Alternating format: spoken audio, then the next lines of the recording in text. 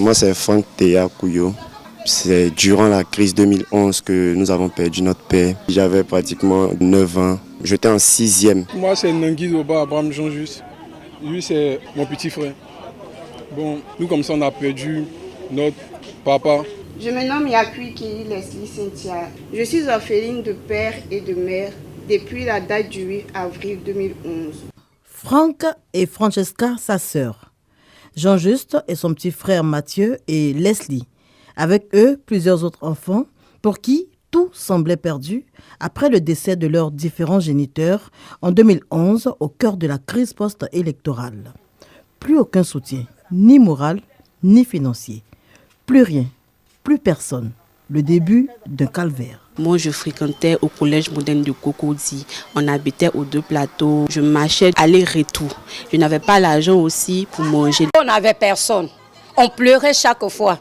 Quand c'est la rentrée, on pleure. Ils m'ont dit, va avec tes enfants. S'ils ont reçu, c'est pour toi. S'ils n'ont pas reçu, c'est pour toi. J'ai abandonné l'école pour tenter d'aller à l'aventure. C'était pas facile pour moi. J'ai rencontré toutes sortes de difficultés là-bas. Dans cette grisaille, une main tendue, celle du président de la République Alassane Ouattara, à travers le programme d'aide aux victimes des crises post-électorales.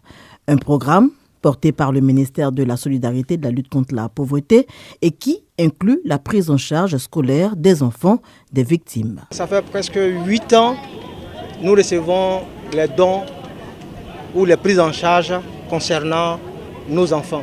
Il faut reconnaître l'utilité et le geste qui est fait à travers le gouvernement. Depuis près de 11 ans, moi je touche cette prise en charge. Et ça m'aide beaucoup. Le président a eu pitié de nous. Qu'il continue d'avoir compassion de nous et qu'il y ait encore plus compassion pour trouver du travail à nos enfants. Depuis le début du processus, en 2016, 1745 prises en charge scolaires ont été distribuées aux enfants de victimes blessées, mutilées et autres victimes mineures du fait de la crise. Une opportunité offerte et les bénéficiaires en sont bien conscients. Priorité donc au travail et les résultats sont probants. Je suis aujourd'hui en première année de master en finance comptabilité. Et ça m'a permis d'être un élève comme tous les autres. Je n'avais pas de problème de fourniture, de kaki, de documents et tout. C'est la prise en charge qui m'a donné espoir parce qu'on partait frapper à toutes les portes pour pouvoir avoir l'argent pour nous scolariser. Et la prise en charge a permis que je puisse continuer les études jusqu'à ce que j'ai mon diplôme de formation. Au titre de l'année universitaire 2022-2023, j'ai fait la licence 3 de droit privé à l'université Nord-Sud en attente de mes résultats afin de pouvoir m'inscrire en master 1 de droit privé. Toutefois, triste réalité. Pour certains, reprendre le chemin de l'école relève encore de l'utopie car une fois encaissés, les chèques qui devraient servir à leur scolarisation sont utilisés à d'autres fins, comme le fustige ce sketch de sensibilisation. Et le reste de l'argent que le ministère a donné là. Quel argent? Le reste de l'argent que le ministère a donné là. C'est pas l'argent de la scolarité des enfants que tu as pris la semaine dernière pour aller parier, hein? Une faille dans le processus que se chargera de corriger le comité de suivi mis sur pied à cet effet. Et pour offrir la chance à un plus grand nombre, plusieurs portes s'ouvrent pour ceux qui ne réussissent pas à intégrer le cursus scolaire classique.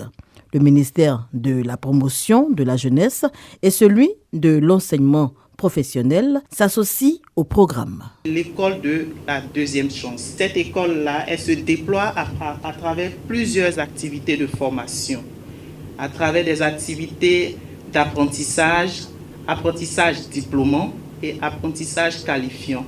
Il est déployé avec la collaboration de certains ministères, dont ici le ministère de la promotion de la jeunesse, avec qui le ministère de l'enseignement technique et de la formation professionnelle a entamé de nombreux chantiers. Présentement, on a aussi avec le ministère des Sports lancé un vaste programme de recrutement de 5000 jeunes. Cette année, ce sont 218 prises en charge scolaires qui ont été distribuées à 115 familles. Le lieu pour la ministre de la Solidarité et de la lutte contre la pauvreté, Miss Belmondo Dogo, d'appeler les jeunes à s'approprier le programme jeunesse du gouvernement. Toutes les portes sont ouvertes. Si l'enfant ne réussit pas dans le cursus normal, nous avons l'enseignement professionnel, nous avons l'école de la deuxième chance. Il y a une panoplie de programmes qui s'offrent à notre jeunesse. Si nous n'arrivons pas à canaliser notre jeunesse, si nous n'arrivons pas à occuper notre jeunesse, dans 5 ans, la Côte d'Ivoire sera qu'une Côte d'Ivoire de grands monuments. Et on aura de grandes bâtisses, on aura de beaux ponts, mais on aura raté le capital humain. Pour le président de la République, le plus important, c'est le capital humain. Et ce capital humain, c'est notre jeunesse. Le programme jeunesse du gouvernement 2023-2025, c'est 1,118 milliard de francs CFA en vue d'impacter 1 500 000 jeunes sans distinction de classe sociale.